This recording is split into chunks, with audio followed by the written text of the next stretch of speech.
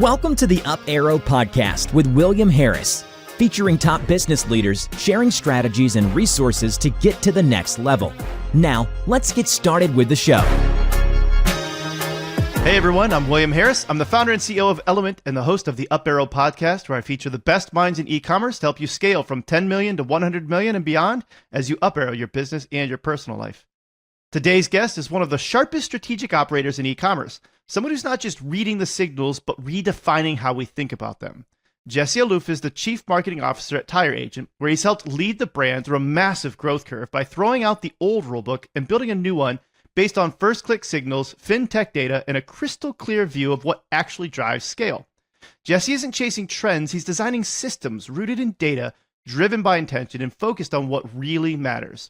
From pioneering new ways to optimize media buying around pre-conversion behaviors to rethinking how we define success. Jesse has become the kind of CMO who doesn't just track metrics, he teaches the business how to interpret them. Today, we're diving deep into the leading indicators of e-commerce success, the shift from lagging data to real-time insight, and how Tire Agent went from chasing transactions to building a foundation that supports sustainable, intelligent growth. Whether you're a founder, growth leader, or just someone tired of shallow dashboards and vanity metrics, this is the episode you've been waiting for. Jesse, welcome to the Up Arrow podcast. Thanks for having me, Will. I could not have written that better myself. Thank you so much. I'm super excited to be here. No, I'm very excited to have you. I want to give a shout out to Jessica Curdy. She's the one who made the introduction, another brilliant e-commerce marketer and previous guest on the show. And she had nothing but great things to say about you. Then when we did our pre-show, I was like, yep, I see why she said, I got to have you on the show. Yeah. We talked a little bit about the show, and I was, when we talked about it, I was like, okay, I really need to get on to Up Arrow and, also tell my story. I love it. Well, I do want to announce our sponsor, and then we'll dig right into the good stuff here. This episode is brought to you by Element. Element is an award-winning advertising agency optimizing e-commerce campaigns around profit. In fact, we've helped 13 of our customers get acquired, with the largest one selling for nearly $800 million and one that IPO'd. You can learn more on our website at element.com, which is spelled ELUMYNT.com. Okay, on to the good stuff. Jesse, what was the moment when you looked at your growth dashboard and said, this is broken, let's fix it? Yeah, I love this question. I think about this question all the time. It really started about a year ago, and we were looking into the customer, and we were looking at, like you talked about, signal. And our customer is your average customer, right? We don't advertise to the gearheads. And what we do is we're offering, a firm. We have, like you mentioned, fintech. And so we use certain signals to tell us what type of customers we're sending to the site. And what I realized is that the type of customers that we historically were sending to our site were starting to diverge. And I realized that the signals that we previously were using were sending us in the wrong direction. And so I realized that I had to talk to my team, talk to my marketing team, talk to my data science team, and come up with a new solution. Mm-hmm. So you've told me before that you can't build a house without a foundation. Let's talk about what that foundation looks like in like the modern e-commerce setting then. Yeah. The modern e-commerce setting, it's all about data. And, if you are just out there spending money on Meta, spending money on Google, spending money on all these channels, but you don't really have that foundation of data to support you, it really can set you off in the wrong direction. And big time, right? And at Tire Agent, when I got here, we had a good foundation. We had the elements. Our platform is built on AWS, Amazon Web Services. And Amazon Web Services offers a data warehouse called Redshift, and there's a thing called S3, which is basically their data lake. But the point is that the tools were there to basically take all of the data that we're generating from our marketing platforms, from our e-commerce platform, and basically funnel that all into our warehouse and then do something with it. Now, at the time, we weren't really doing anything with it. It was just kind of, it was just there. That's more common than you think. We run into that a lot. Yeah, and the thing for me is, I came into Tire Agent, and then to your point, Will, every place that I had come from had elements of this, but I think had never really fine-tuned it in a way that I felt really maximized the potential. Yep. And so when I came to Tire Agent, I kind of came with an ethos and a kind of philosophy of what data meant for an organization. And I didn't have the full plan, but I kind of had the philosophy of how it should be harnessed. And so when I got there, I was like, okay, well, I know that we need to take a step forward, and I know that we have these elements in place. Well, who in the organization do I have that can help me achieve this goal? And so we had a data science team available on retainer. I had my development team that was available to me. And at the time when I got here over 4 years ago, we were way smaller. It was literally just me and an agency. And the agency, it's harder for the agency to really play that role because they're so removed from your organization. The agency usually is like kind of looking at, Google Analytics, maybe like a Looker Studio, super lightweight stuff. And I was like, well, we need to go deeper. And so I pulled in the data science team. I pulled in my dev team and said, okay, what do we have available? How can we get our data into this warehouse? How can we organize it and structure it in a way that surfaces a lot more insight than we have today? And that was really the start of the journey. And by the way, everyone, it's an iterative process, right? It's not like you build it and you walk away. You build it and then you see what you have, and then hopefully you build out your team, or hopefully you have other people that you can go to talk to and see what they think, see what they say, and then you kind of iterate over time. There's a couple of good call outs that you said there that I want to hit on. One is, you're right, most agencies don't go that deep.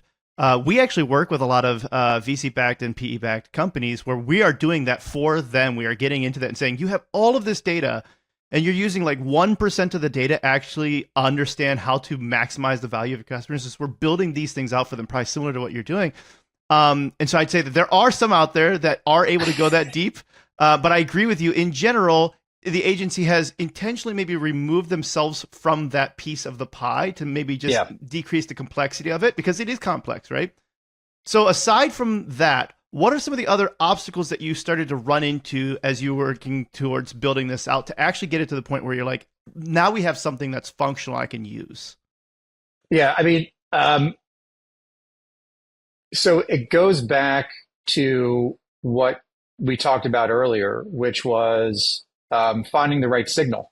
So initially, when we built it out, I was building it out for a certain outcome, which was the kind of lagging indicator, right? And that worked for a certain amount of time. But as the marketing matures a little, it gets more complex.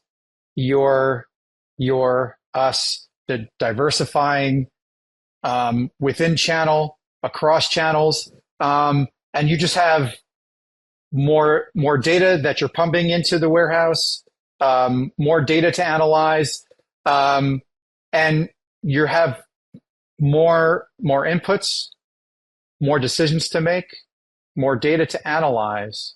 100%. It's not garbage in, garbage out, but I think that there's kind of more room for error. It's complex. It's complex. It's complex. I had Christian Limon on the podcast. Actually, I think just last week is when it went live for us. When this goes live, that might be a couple weeks ago. But He was the one who ran growth for Wish.com. They were Yes. the number one spender on all of Meta before they even decided to branch out to Google, just Meta. And for that very reason, it was a lot easier to interpret signal on one single channel. So he's just like, we're just going to go after that. As soon as you implement 2 channels, 3, 4, 5, it gets very complex. And like you said, there's a lot of room for error in things like that, or misinterpretations or missed signals. You hinted at focusing on building this out initially on a lagging indicator before you kind of shifted it. What was the lagging indicator that you started building off? And then what did you just say, wait a minute, that was good, we're going to make this better? Where did you take that to? Yeah. So the lagging indicator is what a lot of people optimize for, is conversion. Sure. And that's where I think, our conversations going to evolve into in this podcast a little bit, right? Which is the lagging and leading indicators. And I think that, and I think this conversation is super relevant for a lot of marketers, a lot of e-commerce leaders, a lot of founders, which is, find your leading indicator, everyone, because the lagging indicator will only kind of tell you the outcome of your decisions and won't really tell you the kind of your success of your decisions. And so what I started to realize is that we were optimizing for the kind of wrong. We were optimizing for the outcome, not optimizing for the thing that actually was going to drive the outcome that you wanted. Yeah, exactly. And that goes back to the customer, right? Yeah. And so what we realized is there are certain signals that our customers are telling us through their behaviors and their actions on our site. And those behaviors are happening in between add to cart and getting to the point of payment. And so when we realized that that time frame and that journey between add to cart and point of payment, that there are certain actions and certain behaviors that have way better signal in terms of intention. That's really what we're talking about, right? Is intention. And so when we realized that the intention signal is much higher, it was a huge unlock for us. And so we said, you know what? Let's optimize towards intention. And so instead of optimizing for last click towards conversion, we started optimizing for first click intention. And it really was a fundamental shift in terms of how we looked at the business, how we looked at our marketing channels. It's a very big shift, especially at the size that you guys are at. There's got to be some hesitation around people saying, how can we make this change happen without ruining what we're currently doing? So yes and no. When you have that insight and you model out the difference in outcome by making that change, sure, the decision does become a little bit easier because, you're data driven. And so you're saying, okay, right? So we're doing it one way and this is the outcome. And if we change how we're optimizing, lagging to leading, this is the outcome. And we're going to make the change and we're going to see, we're going to give ourselves 14 days and track the performance. And that's basically what we did. And we were transparent across the organization, transparent with our CEO, with our CFO. And we let everybody know, hey, we have this insight. We're going to make this change. We're going to track it. And we're going to let everybody know that this is what we're doing. And so it wasn't like we hit it and then if it didn't work, oopsies, it was, we're making this change. Everyone's aware. And the good thing is that we made the change and there was a positive direction for the business. And so, it was just a validation of the insight. I love that you got everybody on board to do this, because I will say that that is a thing that we have run into challenges. You know, companies that are $50 million and they've got this home built system that they have for attribution, and it's based on last click, and we're coming up against this, and we need to get them off of that. And so one of the ways that we have gotten around that, and I'd be curious to see what you think about this, like whether you even would have done that, because it's disruptive. We did basically a massive geo holdout test within the ads platform where we ran more or less half of the traffic still continued to the old way of system, and we split the other half going towards the new way. Very complicated. It is disruptive, but it was the only way that we could, for this company, get to a point where we could prove to the CFO that this was better profitability for the business. And so it worked in this case, but I can say that I don't recommend that. I'd rather do what you did. Would you guys have even gone to that if it would have come to that? I'm so skeptical of, it's like when you talk to like incrementality testing platforms, and you get to synthetic holdouts and, this type of holdouts. And I was at a dinner with someone, and they were talking about how they always have these 4-quadrant tests that are always running. And there's always the one quarter of the country is always being held out. And I was like, man, so a quarter of the country is not seeing a certain, platform. I'm like, oof, right. That's a lot of revenue that you're potentially leaving on the table. It's disruptive. Dude. 100%. It's very disruptive. So I think there's a certain balance that has to be made, right? There's a scale here, right? Sure. To me, expose everything. I mean, make a change in how you optimize. Make a change in how you optimize. You want to go from last click to first click, but keep all your channels running across all your platforms. I mean, there has to be some risk mitigation. But I do get very wary of especially from a performance perspective of holding out a whole, section of geography or portions of a platform. Super risky today. Yeah. One of my favorite diagnostic tools is literally just taking action. What would happen if we push this button? I don't know. What would happen? Maybe this would happen. Maybe this would happen. Let's just push the button and just see what happens. Yeah. It's very diagnostic. Yeah. I like that you talked about intention, though, and I want to come back to that because I think that that's a really big key of this. There are times when we say, okay, let's optimize for leading metrics. And sometimes people just, let's say, naively would go towards, well, maybe that's add to cart. And that's a good one. Or they'll go to traffic, right? Or something else. And you're just like, that's just so elusive. That's not even the right word that I want, but it's so far removed from really showing true intent. Even add to cart as one, and this is something that you and I had talked about before. One of the issues that I've talked about with people optimizing for add to cart is I say, well, what is your cart abandonment rate or whatever, right? 75%. So you're optimizing now. You're telling the platform to optimize towards people that have a 75% chance of lead. This is not a good optimization strategy. There's got to be something better than just add to cart. So what did you guys, how did you work and find out what those numbers are for you? You don't have to say your exact ones, but how can somebody look at figuring out what are their better ways for them to look at? Yeah. So we have a really good event architecture that we've implemented. And so it really is about understanding the entire journey on your site and trying to find those patterns, those unobvious things that once you find them are super obvious. It's like Michael Lewis, when he says, when he goes into writing a book and says, it's like Moneyball.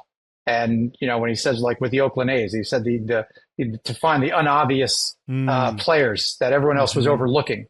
It's basic to me. It's similar to that. What is the thing that everyone else is overlooking potentially about your business that that no one else knows, or what is a behavior that's unique, right? Or what is it about your business that is somewhat unique, and then what is a behavior that someone could be exhibiting on your site that is unobvious to someone who's not in your business, but that to you that okay, it's not add to cart, but it's something else that is a signal that says, okay, if someone is doing that thing, if I optimize towards that, that is probably going to mean that that person is probably like moving down the funnel, and I know that that's a little bit, kind of abstract, but that kind of answers your question, because there's only so prescriptive I could be there. But I do think that, like,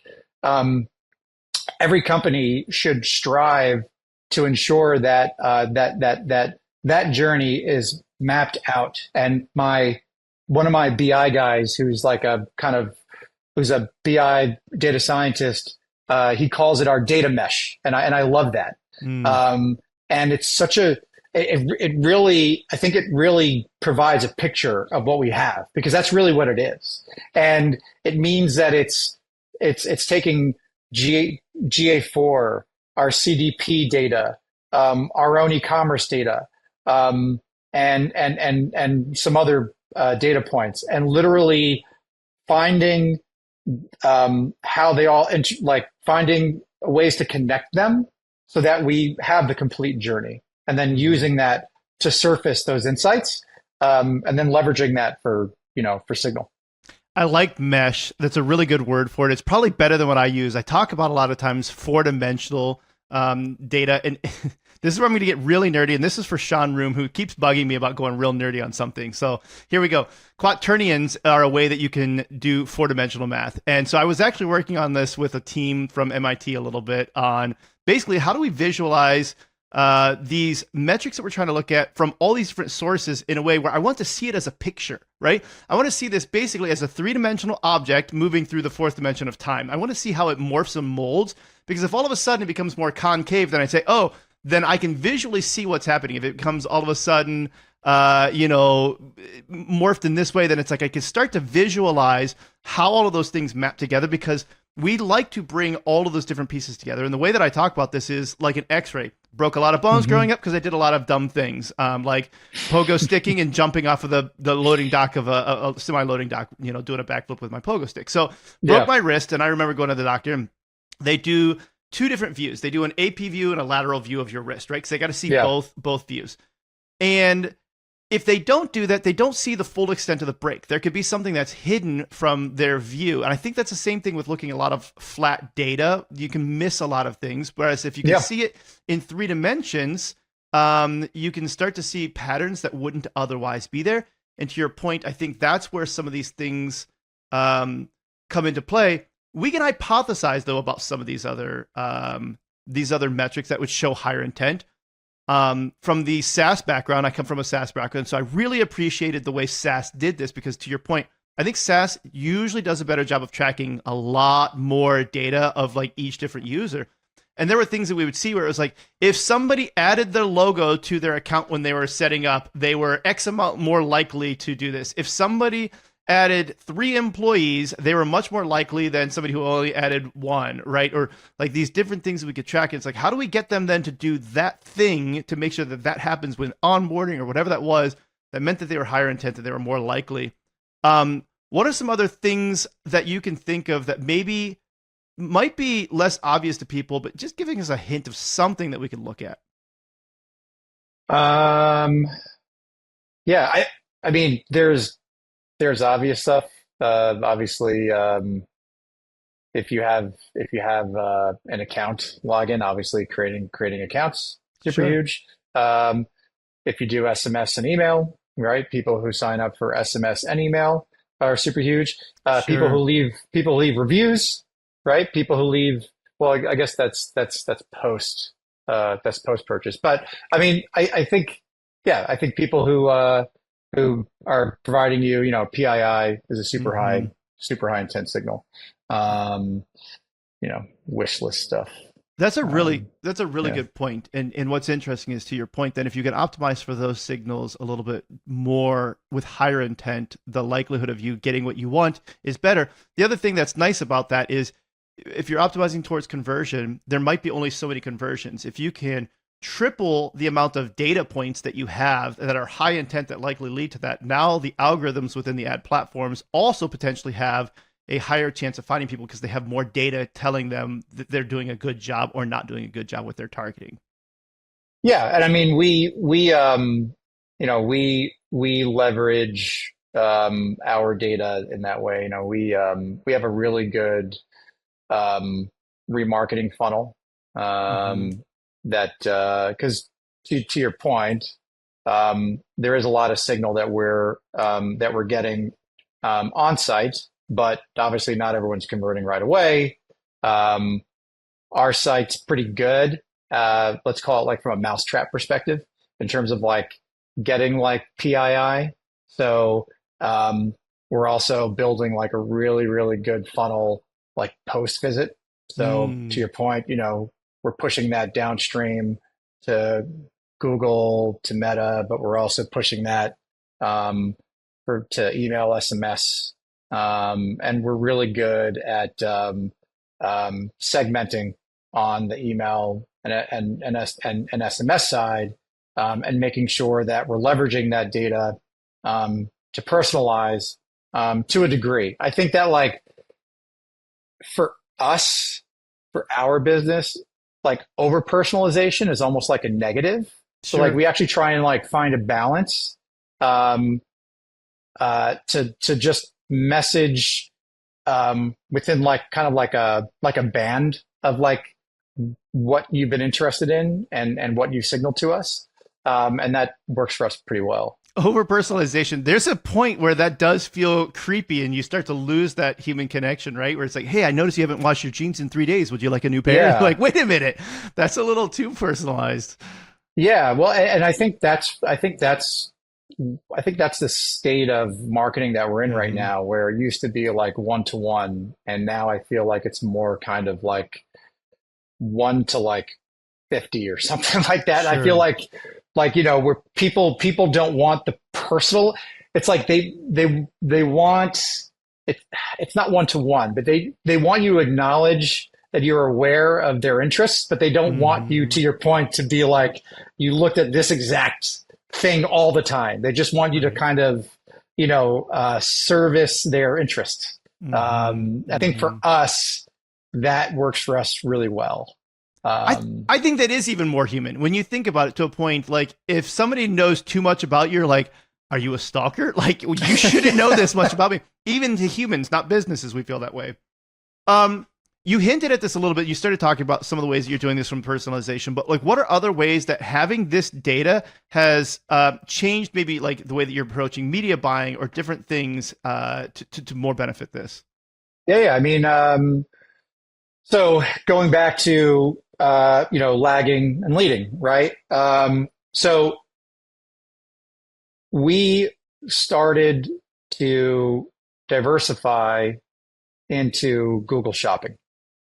And this is what you and I had talked about in a previous conversation.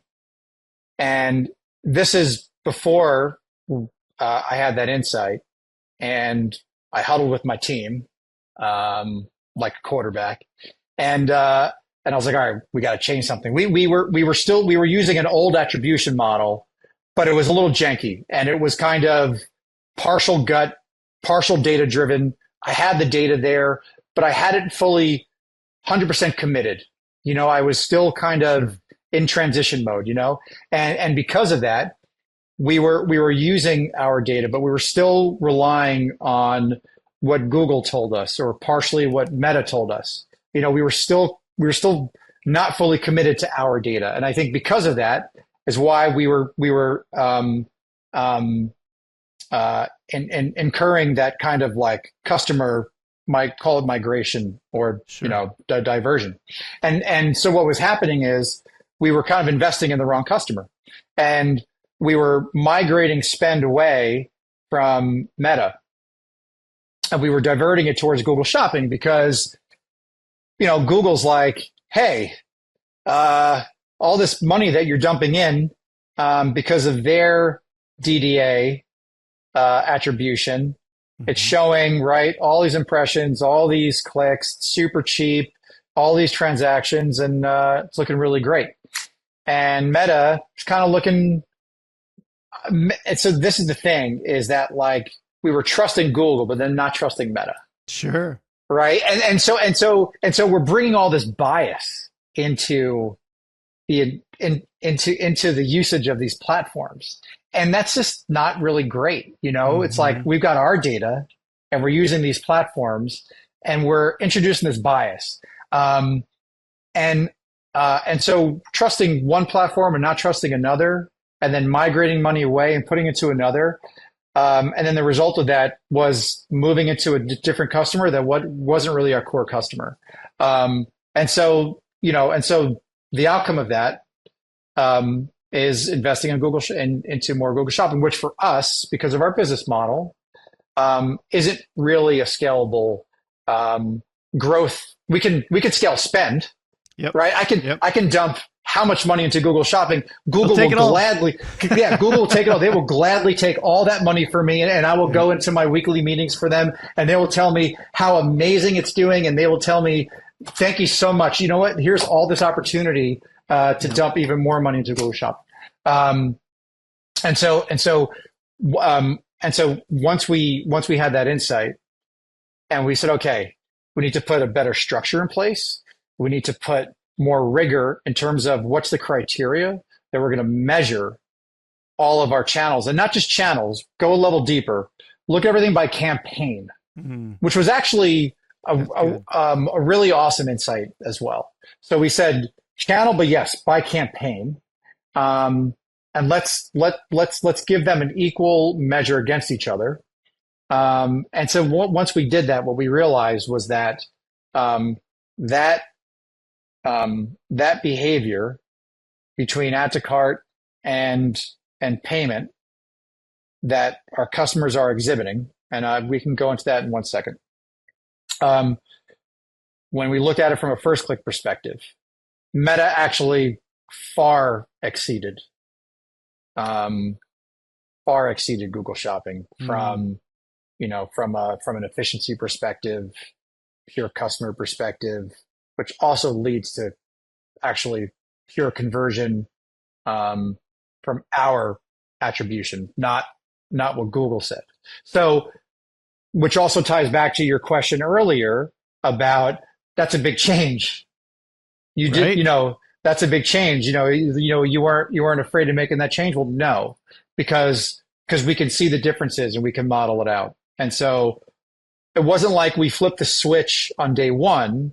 It was actually a gradual, incremental shift from starting in, say, late February of 2024. And it really was a gradual, incremental change, let's say through May of 2024. So it's not like we just flipped that switch and that was it. It was, here's the insight. We see where we need to flip the money.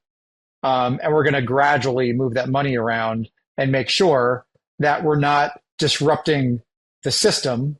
And like, we're not going to give ourselves like a stroke or a heart attack, right? Like we're going to gradually move this money over and watch the efficiency metrics and make sure that as we're moving money out from here and moving it over here, that we're maintaining, the efficiency and the metrics that the business needs in order to grow and succeed. And so that was the approach.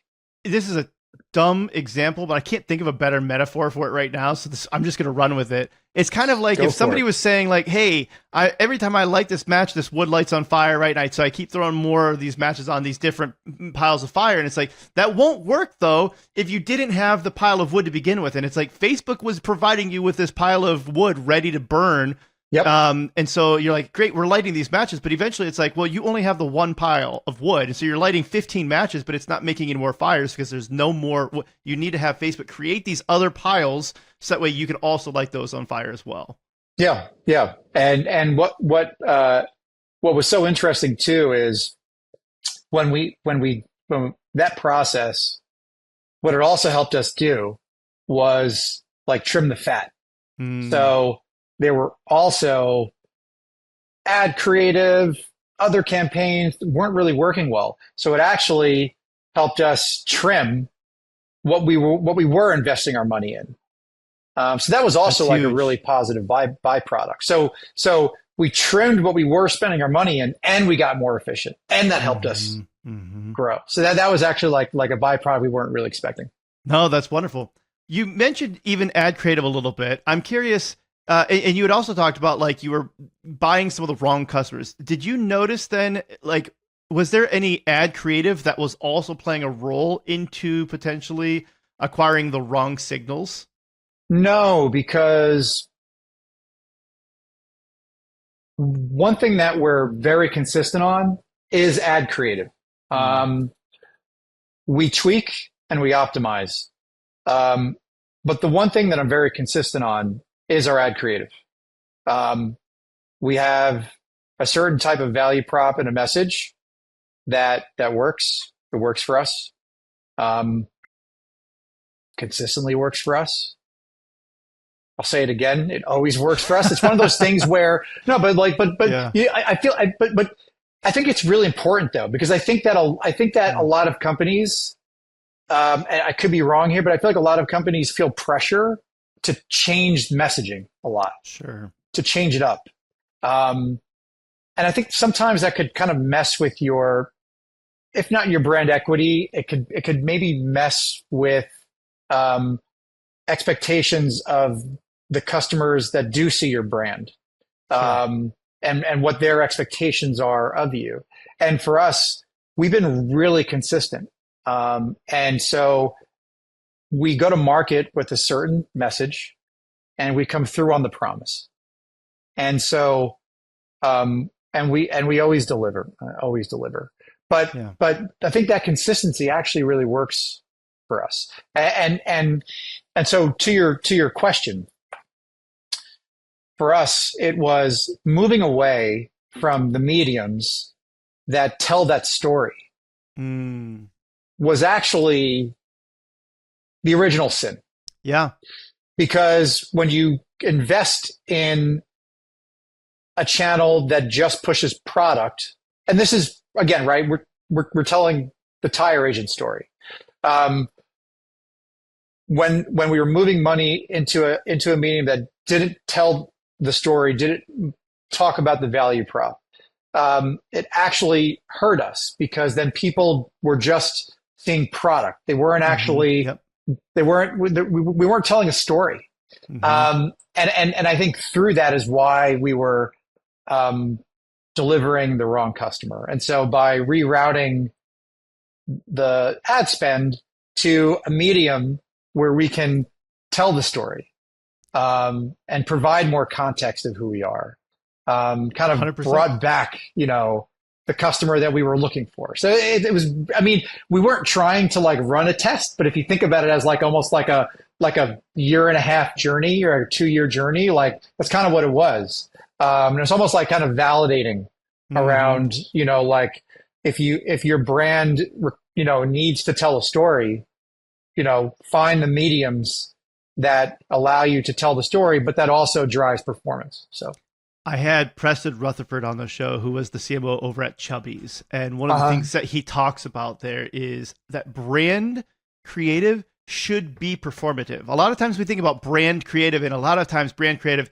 isn't performative when you look at the way that other people run it, right? It's not. But good brand creative is performative, because to your point, when a customer now aligns with that story better, your CAC goes down, your LTV goes up. This is just what happens, because now they're more ready and primed to buy, and they're also going to want to continue to buy more often from you. And so I would imagine this consistency that you guys have had with brand message, and I like that you called out like how that can be helpful to your brand over a longer period of time. It might not be the way that you find the quickest hack towards getting that next customer, but that consistency has paid off. Have you noticed an increase in LTV in any of the cohorts now from this? Yeah. I mean, every cohort LTV is up and to the right. I would expect that. That's actually very intuitive to me, by getting back to this idea of like good branding that is consistent with what the brand has always stood for leads towards the rewards of a longer term customer. Yeah. Yeah. I mean, because when you're consistent, and someone asks someone about our brand, then at some point there's some implanting of that message. And so someone says, "Oh, what about tire agent?" Oh, well, they stand for this, Mm-hmm. and the message has been consistent for a really long time. So, Yeah. We don't, we work hard to implant that. So the hope, the assumption is that because it's consistent, that it sticks. And so I call it brand formance, which is basically what you I said. like that word. So yeah, brand formance to me, especially when you're in e-commerce, most of your media should solve for brand formance almost all the time. Yeah. Almost all the time. Very rarely should it be pure brand. Yep. I talk about relationships as being one of my favorite ways of looking at just all things, like human relationships. And if you could imagine if the first thing that you do after somebody buys something from you is you simply say, "Hey, buy again," and you show them an ad that just says "buy again," and it's just, an image of product, that's not really creating much of a relationship. And think about doing that from, with your wife or something like that, where it's like, hey, they do one thing that you enjoy, and you're like, just continue doing this or whatever, with zero building up of this relationship, this story, this narrative, then that relationship dies pretty fast, Yeah. Yeah. Well, it's funny because the one thing that we do, that we do is we do if someone places an order, we don't hide our ads from them Sure. because we like the comments. Yes. And people comment a lot, and it's a really great form of social proof, and Mhm. I don't know if a lot of people talk about this, in terms of advertising, but it's hard to measure. But if someone sees your ad and they're less familiar with you, but your ad has 3,000 comments, 4,000 comments, 70% of them are positive, there's so much work there that's already been done for you that you didn't, on top of the ad spend and everything else that you did to optimize that ad. And now you've got 4,000 people that are also talking pretty positive about you. It's a pretty good weapon. It reminds me of the social experiment of somebody who maybe isn't a star walking around downtown with an entourage and cameras and stuff, right? And it's to some degree, then people are just like, "Who is this? What is going on? Do I know you?" And they're getting pictures with them and stuff like this. And I can't remember who did this first. A lot of people have done this, similar things. But to your point, in these comments, you as the end user might not know who any of these people are that are commenting, but you're saying, there's something here for me to take notice of. There's something in our brain that wants to take notice of what other people are already taking notice of. Yeah. Yeah. I want to shine a light on Tire Agent a little bit as well, because you guys are different from all the rest of the e-commerce companies. Well, not all the rest, but a lot of other e-commerce companies with that fintech component as well. Tell me a little bit about what Tire Agent is and how you guys have, set yourselves apart.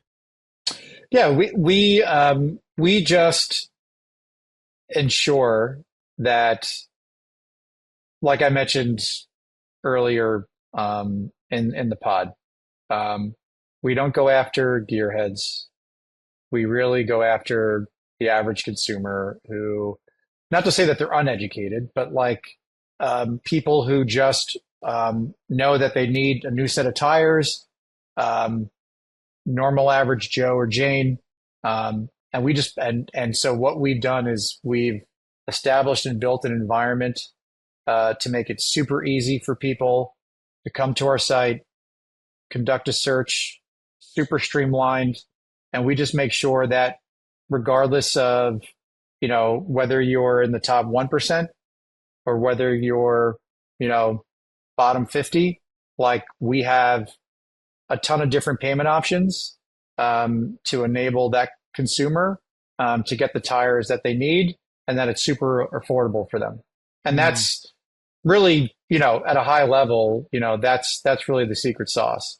And it's been a really good formula for us. I love it. How did you end up there? What was your journey like to get there? Yeah, I mean, I started my career in fashion. and fashion. A lot of fashion found me, but I enjoyed it. I mean, I like dressing. I like dressing nice. Nothing wrong with a nice Not at all.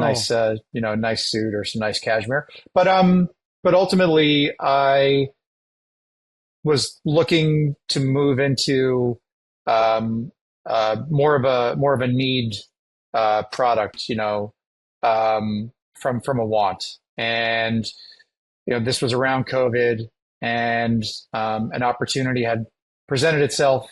And I do live in New York, and there's a lot of fashion and technology and finance and a host of verticals. Tires is not one of them. Sure. And so when a tire company that's e-commerce is presented as an opportunity, I think that it's special. And I said, this is unique. I don't think this is ever going to really come around again. I need to meet the founder. And so I met Jared, who's our CEO founder, and he's very charismatic. We had a great conversation. I loved the pitch. I loved the story, and it met that need, yearning for me. And that was that. And I've been here for a little over 4 years. I love it.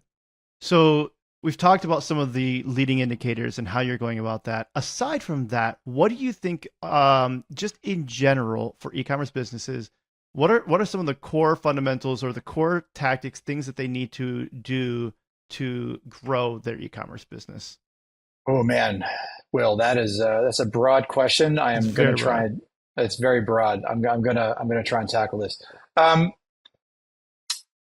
So, we talked about leading and lagging indicators, and obviously, how you spend, how you invest your marketing spend, is pretty huge. But I do think that alignment on how you spend, or how you invest your marketing is super important with your CEO and your CFO, and how fast you want to grow. And what you're willing to burn or not burn, I think is super important to get that out of the way super early. But besides that, I think investment in the journey on the website is super important, because kind of like you said earlier about building the foundation. If you're spending all that money and you're driving them to a site, but you're not focused on optimizing that journey and ensuring that if you're sending them to a product page, if you're sending them to the home page, if you're sending them to special landing pages, if you're not trying to ensure that you're maximizing that opportunity, and it's really optimizing the spend, right? Like, because it's all integrated. If you're not doing that, then I think that you're not that you're burning cash, but I think that you're really wasting an opportunity. And I think that really factors into growth. I think it's super duper important. Yeah. I love the idea of alignment. That's one of the things we talk about. And I mentioned that even in the intro too, of how we optimize around EBITDA. I think that a marketing team that isn't aware of how this is impacting bottom line, it doesn't work. And one of the examples that I like to give of why this doesn't make sense if you have the wrong metrics that you're looking at. Imagine you have two products. Product one is $200 and you have $50 of margin on that one, $50 of profit on that one. Product two is $100, but you have $75 of profit on that one. Let's say that you're optimizing towards a $50 CAC, right? So $200 divided by $50, you've got a 4-to-1 ROAS, 4-to-1 return, no profit left over whatsoever. The $100 one, $100 divided by $50, you've got a 2-to-1 ROAS, but you've got $25 in actual profit remaining from that. Yeah. What we've seen so many brands do, agencies, marketing teams, this could be internal marketing teams as well, is they'll pat themselves on the back saying, we took you from a 2X to a 4X. Aren't we doing a really good job? And the CFO says, not when I look at my EBITDA. And so, to a point, if you can align towards what actually matters, you might say, I'm actually going to turn off the ads that are optimizing for this product that's a 4-to-1, and I'm going to optimize for the 2-to-1. I'm going to lower your ROAS, but I'm going to increase your bottom line. Are you happy with that? That's ultimately the goal. But a lot of people aren't looking that deep into the analytics to be able to make that happen.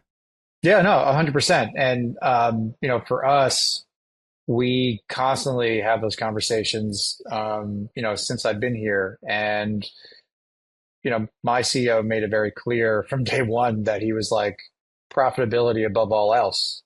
And that was hard at first because, I was brought in to like rocket ship, right? And Sure. we have, by the way, but, it's like the venture capital mindset Sure. is like, well, rocket ship and burn, right? Yeah. And it was rocket ship and profit. And so it was a big mind shift for me. And then I came on board and then my CFO came on board.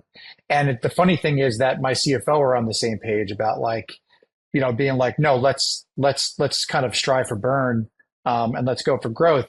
And ultimately, I think that these conversations are important because you find compromise.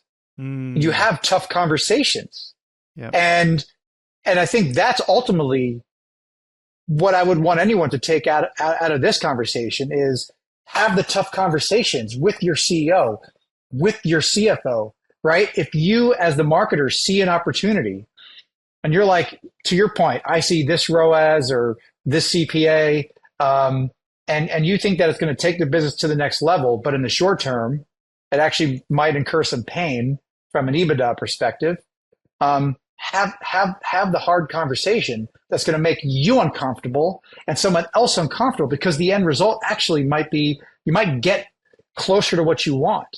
That might be good for the business. And I had so many of those conversations and we learned so much and we're so much stronger for that. And I have gained so much confidence from my CEO and my CFO from that.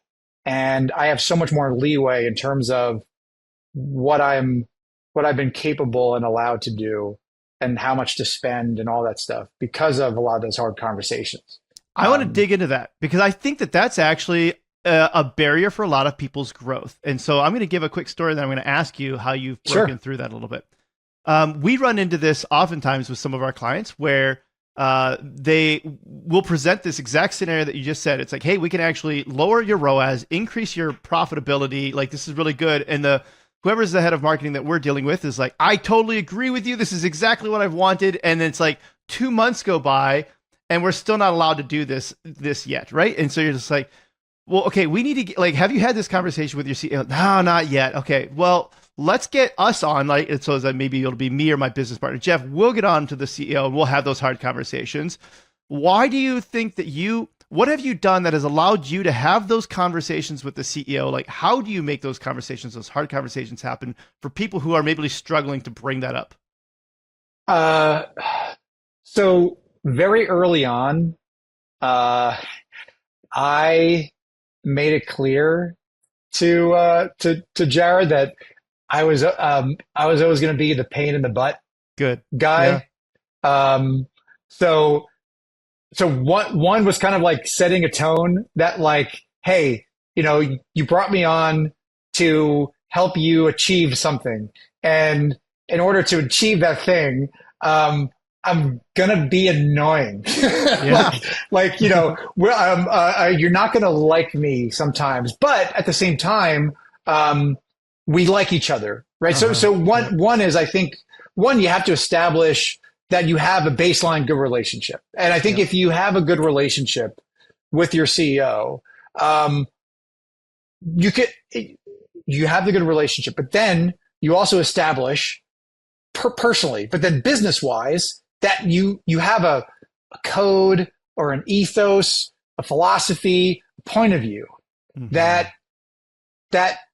you do stand by, that you have the numbers to back up your point of view, and you present it and you make a case.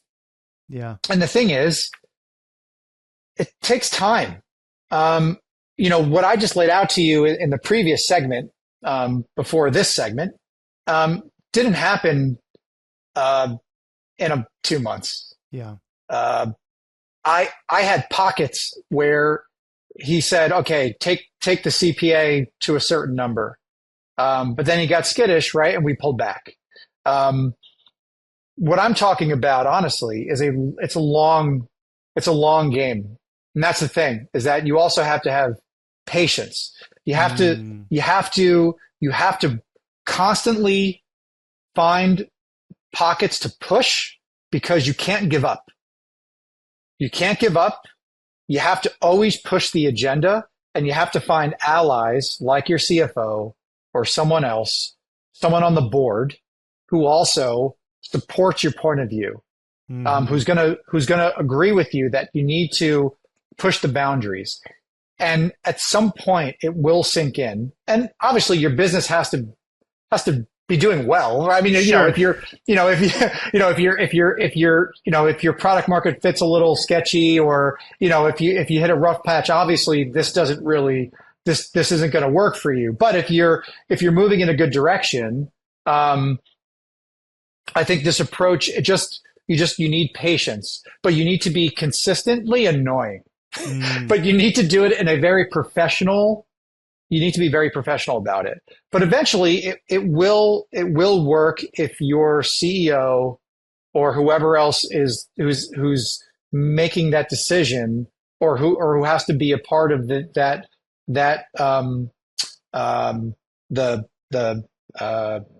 group who's approving those decisions. If they're open-minded, right, and they're rational and they're data-driven, eventually, like, your point of view will work, and you will make some impact, but it will take time. It doesn't happen overnight. You just need to be consistent. And it probably took me, honestly, I started in 2021. It probably didn't happen until late 2023, early 24. No, I'm gonna say like 2023, when he really started to be like, okay, let's start to open this up and take some risk from his perspective, right? Sure. But it took time. But I was consistent, and that's what matters. I love that this is a theme that's come up with both Tire Agent and with you, consistency, right? It's like, it's almost showing that, like, there's values that are consistent between the person that's running things and the company. I think this is an important thing. You can't change somebody's values. No, you can try. Sure. And I think that you can. I think you can't. It's hard to change the underlying values. Yes. The underlying values. Yes.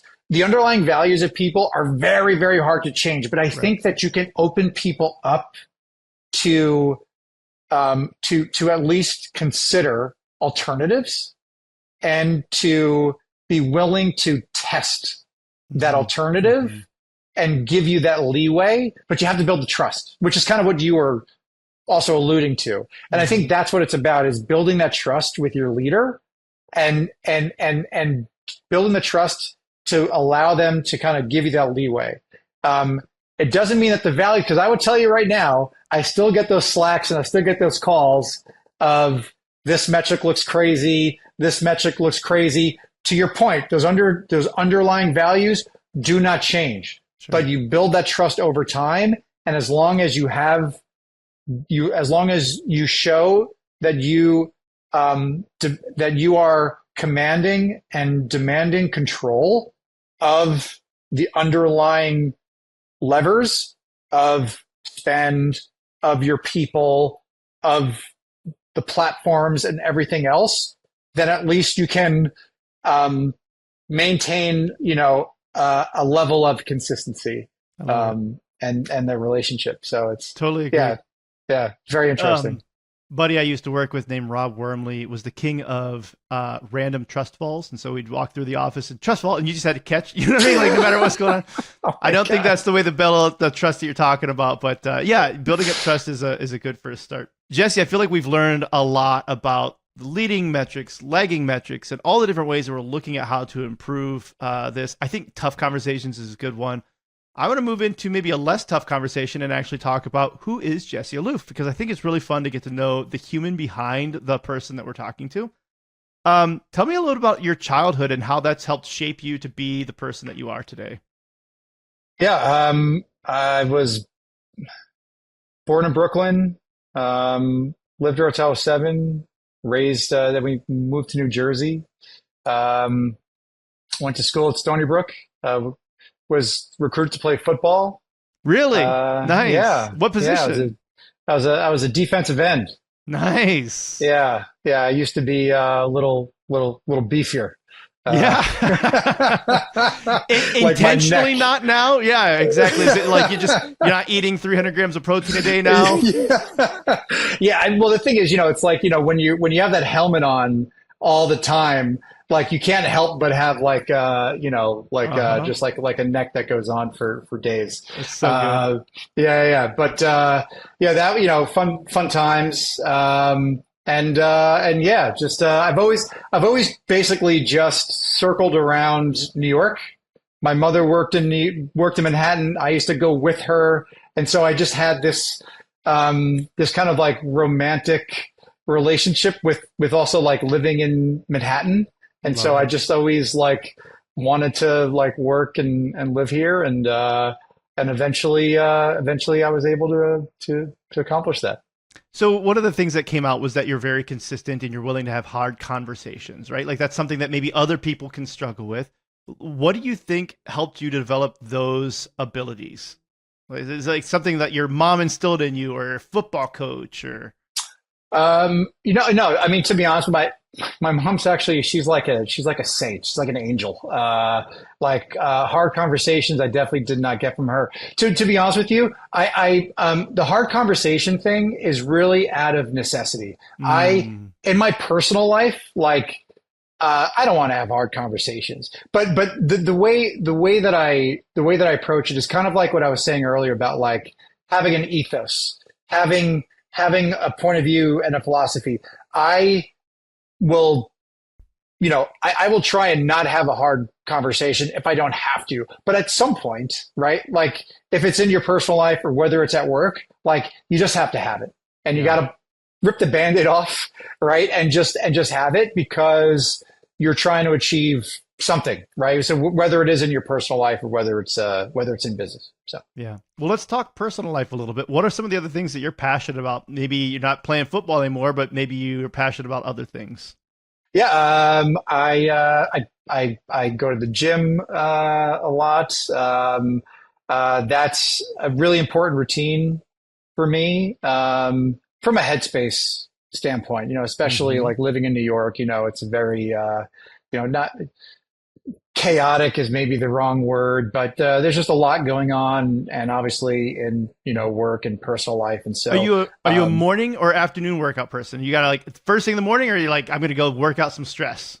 Yeah, so this is a great question, because I think people fall on like two spectrums, right? So I'm a morning person because I want to control my day. Mm-hmm. And I think if you go at night, you can't control your day, because you just don't know what's going to happen as your day progresses. And so if I know that I can control when I wake up, and then going to the gym, and then basically the day is going to happen. So yeah, morning all the way. I'm with you. I'm team morning all the way for that exact reason. I don't think that I'm naturally morning person for that, but it's the only way that I can find consistency. No, I am not a morning person. I have to force myself to be a morning person. And what's awesome is the gym that I go to has a basketball court. Nice. And so I love basketball. I'm a huge Knicks fan. And so when I have time, I can go get some reps in, shoot the ball around. It's sad that now I'm entering into my mid-40s, and my shot is the best it's ever been in my mid-40s. Yeah. Like when I was on the freshman basketball team and I had no shot, like why couldn't I have that shot then? But 100%. hey, so is life. Yep. I played in an adult league this year for the first time in 20 years, right? Where I was playing more than just playing around, and basketball was my sport. That's what I loved playing as well. And totally agree with you. It was wild to see that. It was like, man, I was more consistent now than I think I was back in high school when I played 2 hours a day, right? And you're just like, yeah, it is what it is. It's weird. It's like I guess it's you're just more. Your body is more in tune with just with space, and I guess maybe as you get older, you're just more in tune with form or something. It's interesting. I agree. Interesting. Yeah. What do you have any quotes that you live by? Is there any quote that people who are close to you are like, yep, you say that all the time? Yeah. So I don't have many, but I do have one. So thank you for asking. That's all you need. Yeah. So 10-90 rule. Invest 90% of your resources into people and 10% in technology. Now, obviously, in practice, you wouldn't really do that because we live in a very technology world, and just think about AI and how much money people are dumping, the billions of dollars people are dumping into that. But to me, it's more of a philosophy. The point is that you can start a company and with the best of intentions, but if you don't have the best people, or if you don't invest in your people, then your company can't grow and be successful. So my 10-90 rule is really just about get people, invest in them, and I think if you do that, then you can have a successful business, a successful team, etc. Mm-hmm. I'm going to get philosophical here for a moment. When my brother was in Shanghai, or as he pronounced it, Shanghai, right? They had street sweepers, and we have street sweepers in Minnesota here, and they're machines that come by and sweep the streets. And there they had people with giant brooms that are 10 feet long sweeping the streets every single day. And it was to a point I was like, have we over automated and optimized things to the point where it's it didn't need to be this $100,000 vehicle. Yeah. It could be a human being doing something, feeling like they're contributing in some meaningful way to something good and beneficial. Is that maybe not better? There's a lot less potential pollution. I don't know. I haven't looked at the pollution of a human being versus a vehicle, but we belch and burp and stuff like that and whatever, right? So but I don't know. There seems maybe do we sometimes over-engineer things that didn't need to be engineered? So I like that 1090. I like that. Yeah. Great question. Well, Jesse, this has been a lot of fun talking to you. I feel like we've learned a lot from you. I've learned a lot about you as well. If people want to work with you or they want to follow you, what's the best way for them to stay in touch, learn about you, etc.? Yeah, you can find me on LinkedIn, Jesse Allouf. There's no other Jesse Alloufs out there, thankfully. And also jesse@tireagent.com. Super easy. Awesome. Well, Jesse, again, thank you for coming on the show, sharing your time, sharing your wisdom with us. And thank you so much for having me, Will. This was awesome, and I hope to do this again at some point in the future. Yeah. Thank you, everyone, for listening. Have a great rest of your day.